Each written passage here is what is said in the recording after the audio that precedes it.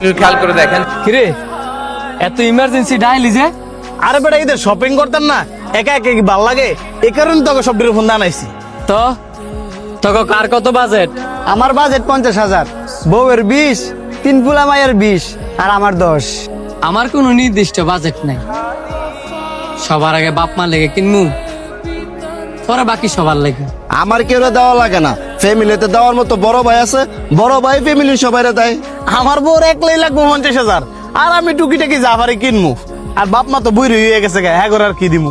আচ্ছা তোর বাপ মা বুড়ি হয়ে গেছে গা দেখে কি তোর বাপ মার সকালা তো বুড়ি হয়ে গেছে গা, নাকি তোর বাপ মা বুড়ি হয়েছে দেখিয়া ঈদও বুড়ি হয়ে গেছে গা? ঈদে আবার কি মন কথা, ঈদ আবার বুড়ি হয় নাকি? ঈদ মানে তো নতুনত্ব, আনন্দ। তুই তোর বউ বাচ্চা লইয়া নতুন জামা পইরা ঈদের আনন্দ করবি, তোর বাপ মাই তাহলে করতো না?